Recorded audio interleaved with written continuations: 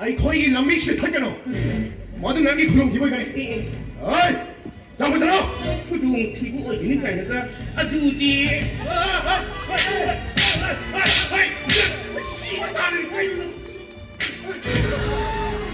नाकन अनीगी याद्रे मया इजोरुदे मिलन के पांदु मुझे मसक एकदम फजर ले कमाई ते मयांग मुक्तंग इजो मयांग मंगावरे को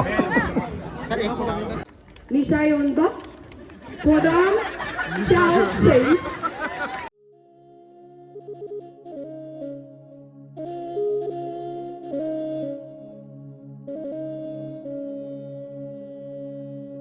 नाउजिंग थेंगनरे को कोई YouTube फैमिली की नाउजिंग ने अदो याम नुंगाइरे ngasi थेंगनबजे मिंग अमता हाइबिरो ने मिंग कलम्बस कक्चिंग दे कक्चिंग दगी अदो कोई नाउगी दे आई मिंग बिश्वनाथ यारीपोक दगी यारीपोक दगी अस मफम दी यामना कोइन चटनिंग चटपुदि अदुम चले को दिसु याम पामजो मफम गाक्तने अदुदि मथंग द मुक्ति नोंग मकोइरो युमदा सिसिदे इनगने वॉकिंग डिस्टेंस द ले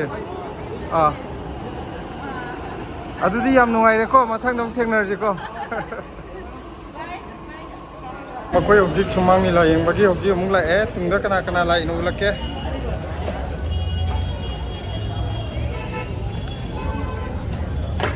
सिरेदा ब्लेसी लेरे ममा लेरे हेलो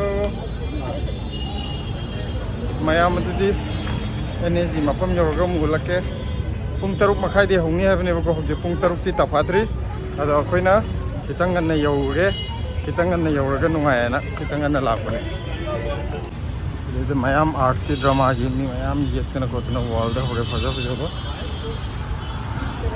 से सिदा एनएजी संगम की मागी वॉल जे ड्रामा की अफा अफा मी मैम की फोटो मैम मी ये को अफा अफा ड्रामा की सीन हाइतारे दुगा मोय अनि जे सुमले हौरे इतोंदा लाए ngasi लीला जे मुलरोइद्रब मसु हाइबो वर माने पीसमेकर की ने कुंती पार्टी दो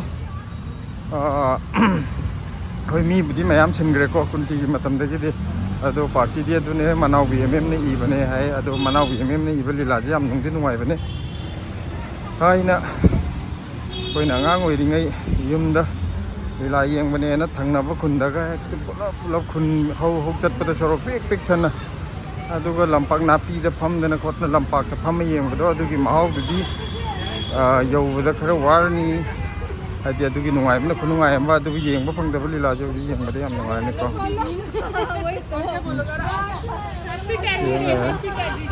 एनएसडी की से चमम गेट से याम फजे मोगी डेकोरेशन याम फजन तो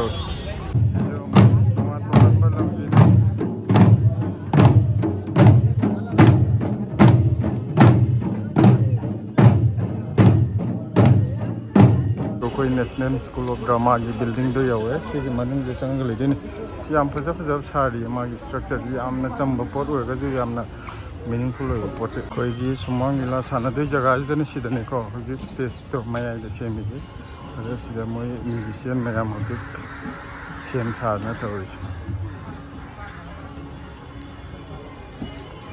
अखोइना लीलादा एमए मनाउबी हारगदि अखोइ मसक खंगदब लेतेबको ओजाजे मसक ओइनादि ओंता उजदबा अदो म्यूजिशियन कांगुगी सिदा सेम साबु लोइरे अदुगा हौजिक मी खरगदि लाए हो कनो हुजिक मतम दिंगलिको अदुना मी मंगा तरा खतंगारि लाइजे सिदा इ चार्जिंग यंगु लाइ कन तमिबा अंगांग दिंगाक्तनि लीला यंगु लाइजे आइडियानि सुबोजने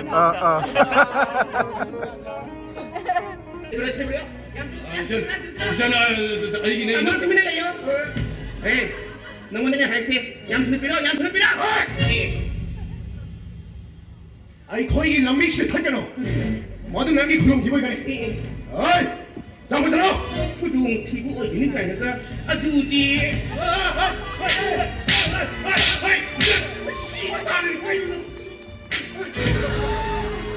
에 손들어 follow Kondo, nang hujima polis tak tu ni kai miang kau dina polis ni kau cuai dengan kecil dengan nang.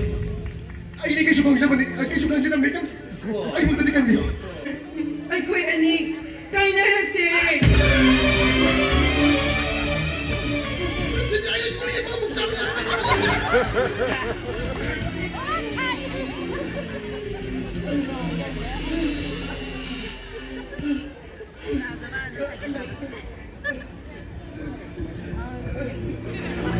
เบรกไปอยู่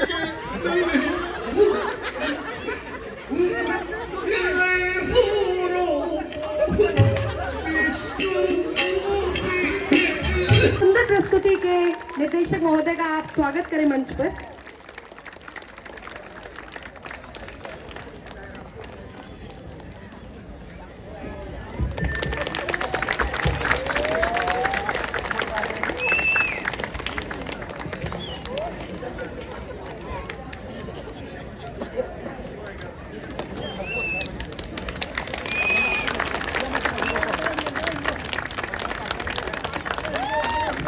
मैं डायरेक्टर सर से चाहूंगी कि वो अपने कास्ट का इंट्रोडक्शन खुद कराएं।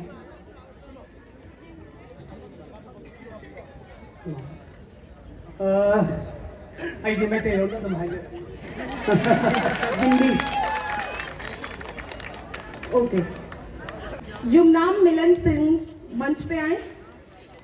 थाबो टोम्बी सेंजम दीपसन सिंह ये मंच पे आए। शाखेम्बी जिन्होंने किरदार निभाया विशेष हुईरेम। अगौबी जिन्होंने किरदार निभाया वॉन्गथेम हेरोजीत सिंह। नूबी कोंडेन सकपा जिन्होंने ये चरित्र निभाया लिक्मा बाम बिक्की सिंह। मेरा जाओ जिस चरित्र को निभाए हैं लैशराम इम्बोटोम्बी सिंह। लोईजिंग कोमा जिन्होंने चरित्र निभाया सोराखाई बाम इम्बो हनबी। निक टेन जिन्होंने कैरेक्टर किया युम नाम अरुण कुमार सिंह। इंगा रेम्बा हेनरी सारंग ten.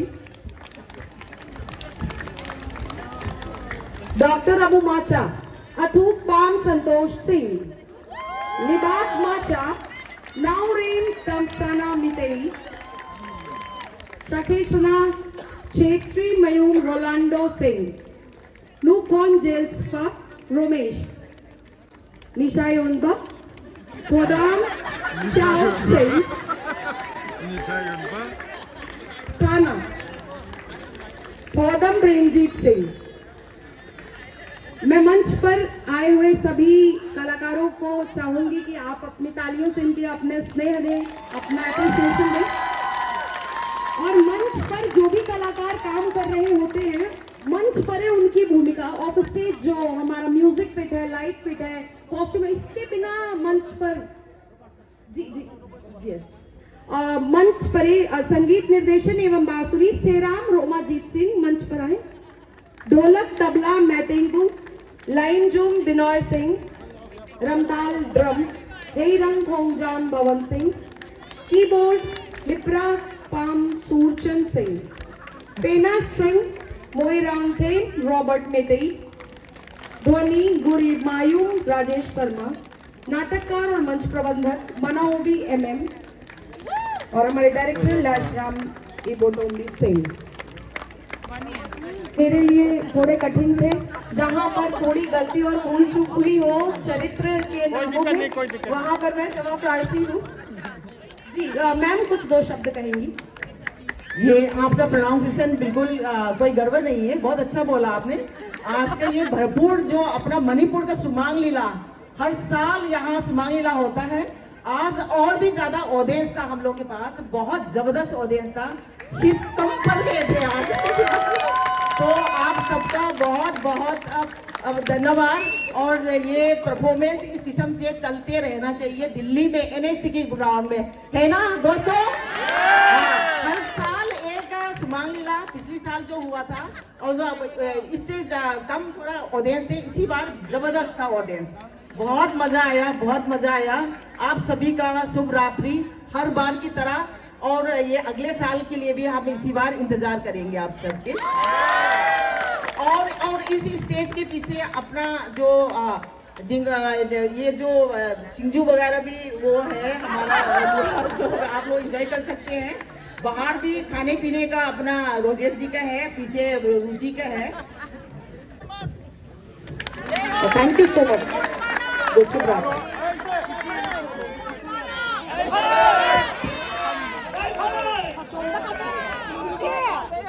이제 버튼도 까보면 딱 그래 얼마.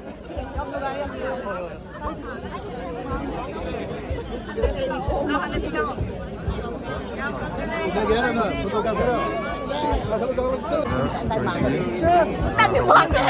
कापनेको फजे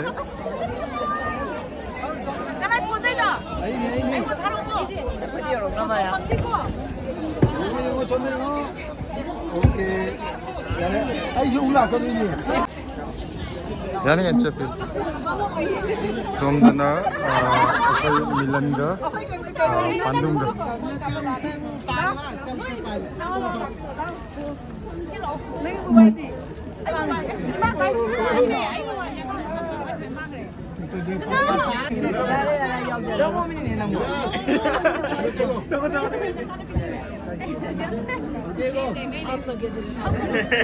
Sebenarnya mayang foto seset, mayang buktinya iya, mayang mengawal itu.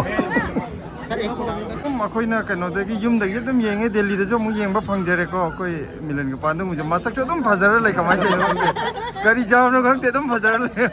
Akoi foto namin adune, adu nakan nani jadi yadre maya jauh udah.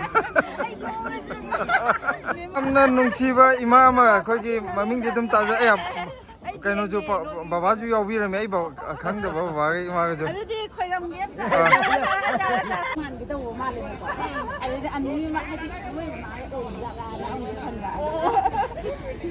Saya ngasih yam nungsi imaga bapak ko uje. Aidi kaya tengnani sungang kang tajaru da bahai tare. Ado sida una bude aidi kasar da una kan hena nuai de ni ko. Aina kwai de chaning ba. Aina lam bigam pipi drobani. Adu de adu do ina la ni.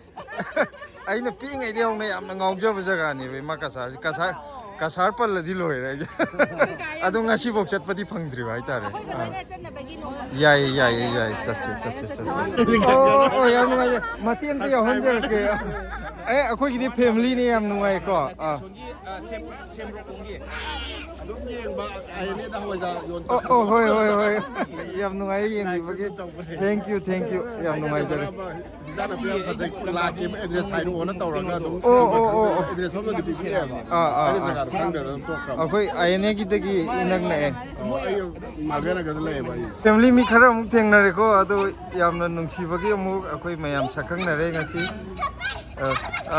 Mingam ता हाइबियो बा आई मेमा कइनोगी दी मिंगम ता हाइबियो बा बेदना को आई किरण बाला अदो ओजाजिंग की जो मिंगम ता हाइबियो खेरोन एल्बिन को पेर गवे अदु मफम जे मणिपुर जे काई जगह ओइदैनो आइ फयेंगदगिने फयेंगदगी अदुदि अखोइदि इनेक ने अदुदि अखोइ मनिंग ममा ngakतने याम नकनरि याम नुवाइजरे को ngasi थेंगनबगी आइदि फुंगलोक सि फाइदैने फुंगलो औ खंगे अखोइ आइ को फुंगनिङने काउट्रुक ने अदुदि अखोइ मकोन ngakतने लेरि अखोइ मसेन ngakतने अदुने याम नुवाइरे ngasi थेंगनबजे आइ नाकन उहोगद्रे मिंगम ता हाइबियोने कमला याम नुवाइरे थेंगनबो अखोइना खांगबदि कुइराबा तो माने आई थेंगनबगी खुदुंग चाव फंगदबजे याम नुवाइरे ngasi थेंगनबजे